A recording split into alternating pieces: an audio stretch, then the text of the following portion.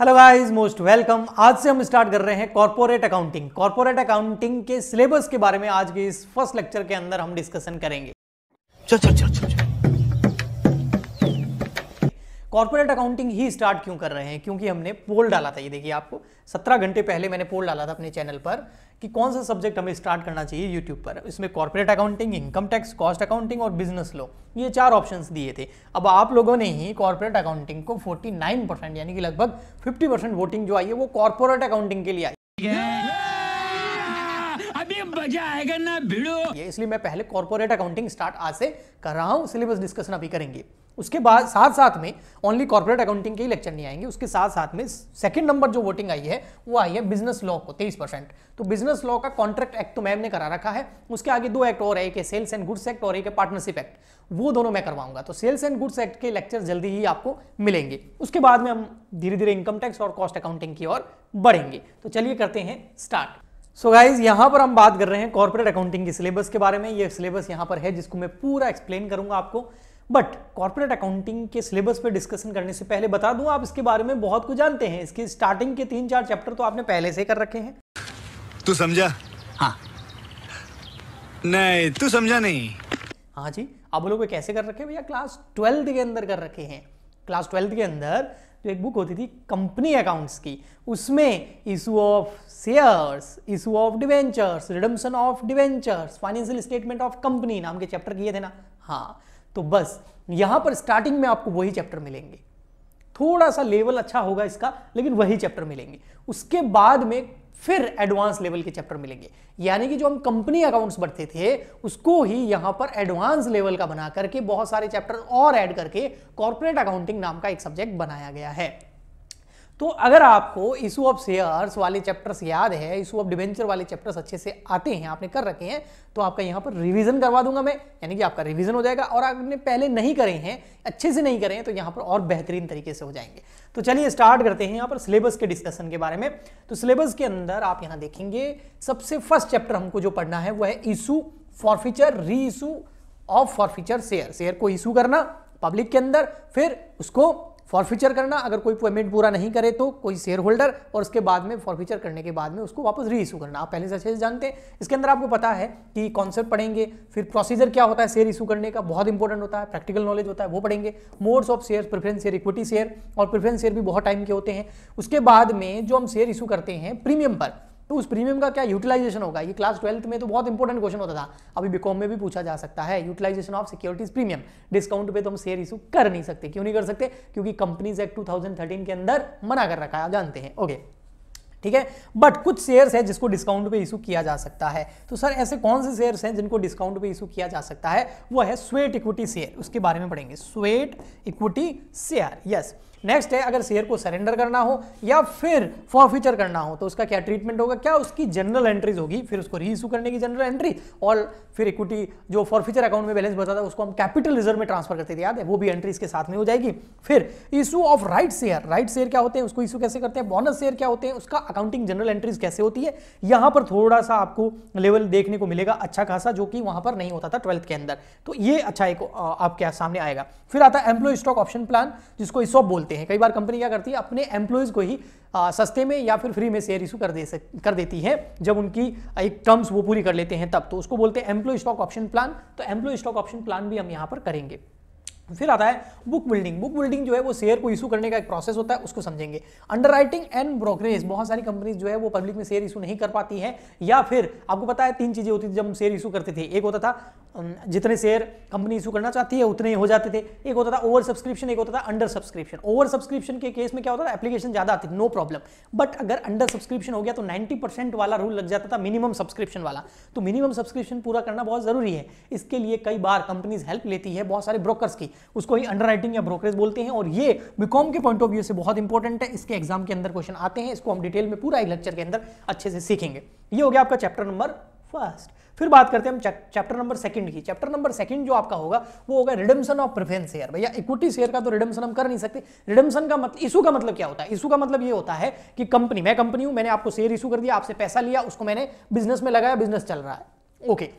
Redemption का मतलब क्या होगा, मैं क्या करूंगा, आपका पैसा आपको वापस दूंगा और आपसे शेयर ले लूंगा, तो इसको बोलेंगे रिडम्पशन, जस्ट ऑपोजिट। ठीक है, पहले शेयर देना, पैसा लेना, और फिर वापस क्या करना, शेयर जो है वो ले लेना और पैसे वापस कर देना, रिफंड कर देना, रीपेमेंट कर देना। इक्विटी शेयर का रिडम्पशन नहीं करते हैं क्योंकि फिर कंपनी बंद हो जाएगी, क्योंकि इक्विटी शेयर होल्डर जो होते हैं वो कंपनी के रियल ओनर होते हैं, वास्तविक स्वामी होते हैं। कंपनी उन्हीं की है, कैपिटल उन्हीं की है, अगर वो कैपिटल ले जाएंगे तो फिर बिजनेस में चलेगा क्या। ओके, बट जो प्रेफरेंस शेयर होते हैं वो कंपनी के रियल ओनर नहीं होते हैं, उनको वोटिंग राइट नहीं होता है, वो पार्टिसिपेट नहीं कर सकते मैनेजमेंट के अंदर, बहुत सारे है ना, तो उनको फिक्स एक डिविडेंड मिलता है। तो प्रेफरेंस शेयर जो है उनका रिडम्पशन हो सकता है, उसके बारे में ये पूरा चैप्टर है और बीकॉम के पॉइंट ऑफ व्यू से बहुत इंपॉर्टेंट चैप्टर है। ठीक है, इसके अंदर मीनिंग समझेंगे रिडम्पशन का, लीगल प्रोविजन क्या होते हैं वो समझेंगे, अकाउंटिंग ट्रीटमेंट यानी जनरल एंट्री सीखेंगे, और उसके बाद जो कन्वर्जन वाले क्वेश्चन आएंगे वो कन्वर्जन वाले क्वेश्चन भी करेंगे, और एल्जेब्रिक इक्वेशन के क्वेश्चन आते हैं, ये भी बहुत इंपॉर्टेंट होते हैं, ये भी हम करेंगे। तो ये वाला चैप्टर जो है रिडम्पशन ऑफ प्रेफरेंस शेयर, ये हमने 12th में इतना नहीं पढ़ा था, यहाँ पर पूरा डिटेल में पढ़ना पड़ेगा, और लेवल भी इसका बहुत अच्छा खासा मस्त है। फिर बात करते हैं हम नेक्स्ट थर्ड चैप्टर जो है वो बायबैक। ये इतना हार्ड नहीं है, इजी है। कई बार कंपनी क्या करती है, रिडम्पशन नहीं करती है, खुद के शेयर ही सेकेंडरी मार्केट में जाके खरीदने लग जाती है। अगर क्लास 12th के अंदर सेकेंडरी मार्केट, प्राइमरी मार्केट आपने अगर समझा होगा है ना, तो वहां पर आपने जरूर समझा होगा सेकेंडरी मार्केट मतलब स्टॉक एक्सचेंज मार्केट, जहां पर शेयर का एक्सचेंज होता है। कंपनी आईपीओ प्राइमरी मार्केट में इशू करती है, वही शेयर फिर सेकेंडरी मार्केट में, स्टॉक एक्सचेंज मार्केट में, शेयर मार्केट में खरीदे और बेचे जाते हैं। तो कंपनी अपने खुद के शेयर जब खरीदने लग जाती है तो उसको बायबैक बोलते हैं। तो इसमें हम बायबैक का कॉन्सेप्ट समझेंगे, उसके सोर्स समझेंगे कौन कौन से होते हैं, लीगल प्रोविजन समझेंगे, मेथड समझेंगे बायबैक के, और अकाउंटिंग ट्रीटमेंट जो सेक्शन 68 के अंदर दिए रखे हैं ये समझेंगे। तो ये सारा, ये भी एक तरह का इंपॉर्टेंट है क्योंकि इतना हम लेवल का 12th में तो नहीं पढ़ते थे। हाँ, ये हम पढ़ चुके हैं 12th के अंदर, जिसको बोलते हैं इशू ऑफ डिवेंचर। डिवेंचर जो है वो कैपिटल नहीं होती है, एक तरह का लोन होता है। आपको पता है बैलेंस शीट जब हम कंपनी की बनाते हैं तो इसको हम कहाँ दिखाते हैं, नॉन करंट लायबिलिटी के अंदर, लॉन्ग टर्म बोरोइंग के अंदर दिखाते हैं डिवेंचर्स को। ओके, कोलैटरल सिक्योरिटी जब इशू करते थे तब हम डिवेंचर का ट्रीटमेंट बैलेंस शीट के अंदर करते थे, क्लास 12th के अंदर, याद होगा ना। हाँ, तो बस वो वाला चैप्टर है ये। ठीक है, तो इसमें क्या है, कॉन्सेप्ट ऑफ डिवेंचर सीखेंगे, शेयर्स और डिवेंचर में क्या डिफरेंस है वो सीखेंगे, टाइप्स ऑफ डिवेंचर सीखेंगे, फिर अकाउंटिंग ट्रीटमेंट जब डिवेंचर को इशू करे तो शेयर्स को एट पार इशू किया जा सकता है, प्रीमियम पे इशू किया जा सकता है, डिस्काउंट पे नहीं किया जा सकता, लेकिन डिबेंचर को एट पार, डिस्काउंट और प्रीमियम तीनों पे ही इशू किया जा सकता है। तो वो तीनों एंट्री हम देखेंगे। उसके बाद डिबेंचर जो है वो कई बार इशू किए जाते हैं, लेकिन उसके साथ में कंडीशन होती है रिडम्पशन की, जिसको हम एक्स्ट्रा एंट्री बोलते थे। अगर आप मेरे से पढ़े हो तो एक्स्ट्रा एंट्री का मतलब होता है कि रिडम्पशन बाद में होगा, लेकिन रिडम्पशन पे जब भी रिडम्पशन होगा वो प्रीमियम पे होगा, उसकी वजह से लॉस होता था, तो उस लॉस को हम अभी रिकॉर्ड कर देंगे। ये कंजर्वेटिज्म कॉन्सेप्ट के हिसाब से होता है, डिटेल में पढ़ेंगे यार, अभी छोड़ो, चलो ठीक है, बड़ा मजा आएगा। तो वो एक पॉइंट करेंगे हम, ये 12th क्लास में था, ये भी था, ये भी था। तो ये तो भैया पूरा आप 12th में पढ़ चुके हैं, वापस से आपका रिवाइज हो जाएगा और बेहतरीन तरीके से। ठीक है, नेक्स्ट बात करते हैं फिर चैप्टर नंबर 4 की, redemption of debenture.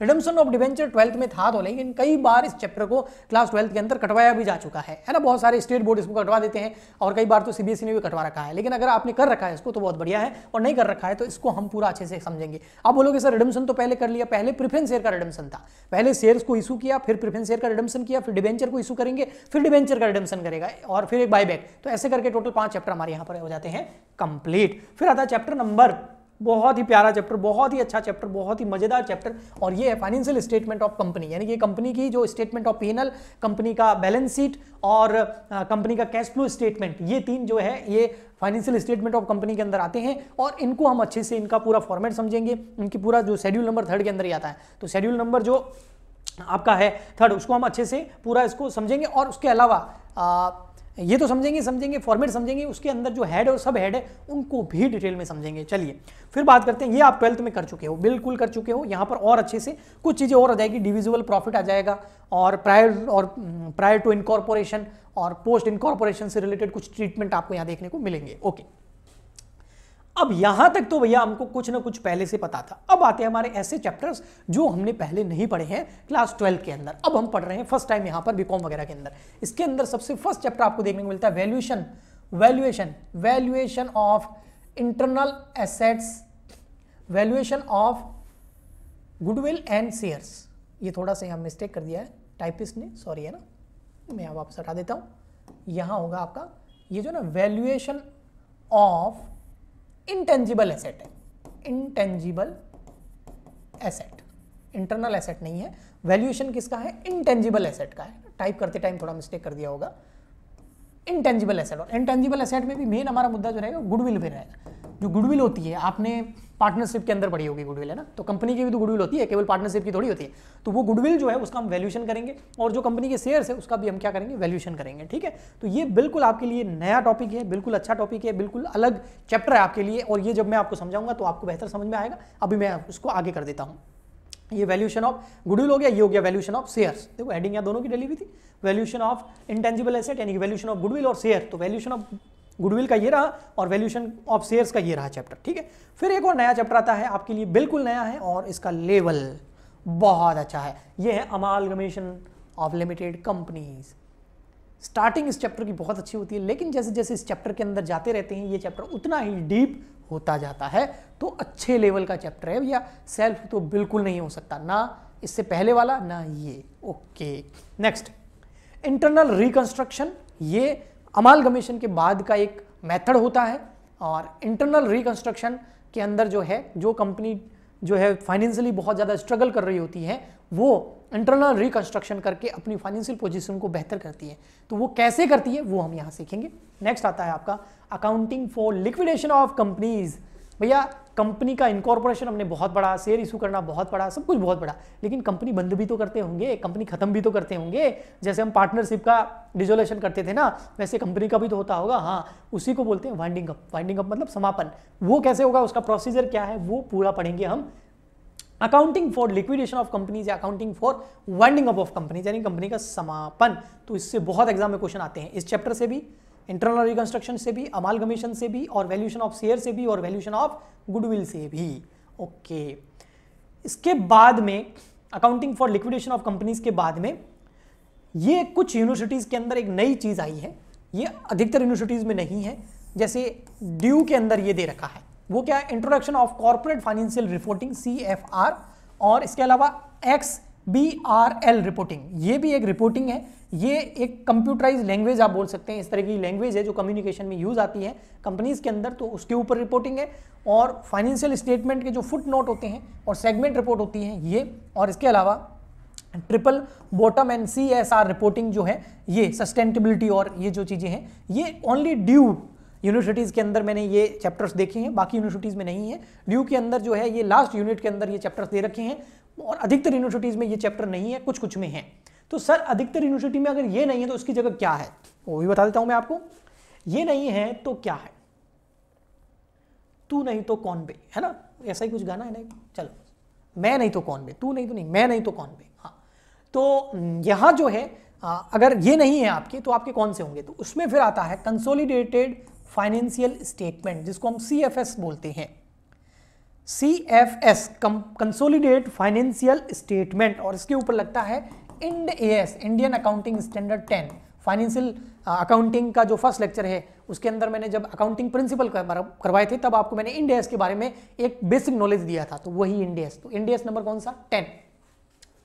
IND AS number 10 नहीं, IND AS number 110, IND AS number 110 है, ठीक है, 10 नहीं है, 110 है, ठीक है। तो Indian accounting standard 110 CFS consolidated financial statement, इसके अंदर जो है कॉन्सेप्ट आता है होल्डिंग कंपनी का और सब्सिडियरी कंपनी का। और होल्डिंग कंपनी और सब्सिडियरी कंपनी के जो अकाउंट्स होते हैं, जो उनकी बैलेंस शीट होती है, उनके फाइनेंशियल स्टेटमेंट होते हैं, उनको कैसे मैच करना होता है वो सीखते हैं हम इस चैप्टर के अंदर। और इसके अलावा आता है कॉर्पोरेट रीस्ट्रक्चरिंग, एक और चैप्टर होता है कॉर्पोरेट रीस्ट्रक्चरिंग, ठीक है। इसमें मर्जर आता है और एक्विजिशन नाम के चैप्टर्स हैं, वो इसी के साथ में, ठीक, मर्जर एंड एक्विजिशंस। तो ये कॉर्पोरेट रीस्ट्रक्चरिंग वाला चैप्टर जो है ये अधिकतर यूनिवर्सिटी में होता है, और इसके ऊपर जो IND AS अप्लाई होता है वो होता है 103, IND AS Indian accounting standard 103, 103। तो जिन बच्चों के, सुनना, जिन बच्चों के जो ड्यू से नहीं है उनके ये चैप्टर नहीं होते हैं, उनकी जगह ये 2 चैप्टर होते हैं, ये वाले, एक ये और एक ये। और ड्यू वाले जो हैं उनके ये 2 चैप्टर नहीं है, उनके फिर ये है। ओके, तो इस तरीके से कॉर्पोरेट अकाउंटिंग का पूरा सिलेबस ये है जो मैंने आपको बताया है, पूरा डिटेल में बताया, इसलिए थोड़ा सा वीडियो लंबा हो गया, उसके लिए सॉरी। बट अब हम इनको नेक्स्ट लेक्चर से फर्स्ट चैप्टर स्टार्ट करने वाले हैं और अच्छे से समझने वाले हैं। YouTube पे रिकॉर्डिंग आएगी, लाइव क्लासेस लेना चाहते हैं तो फटाफट से डिस्क्रिप्शन बॉक्स में ऐप का लिंक दे रखा है, डाउनलोड कीजिए। नया बैच स्टार्ट हुआ है, फटाफट से ज्वाइन कर लीजिए। लेकिन ऐप के अंदर पेड क्लासेस है, फ्री नहीं है। YouTube पे फ्री क्लासेस आती है। तो आज के लिए इतना ही, मिलते हैं नेक्स्ट लेक्चर में, तब तक के लिए good bye and thank you.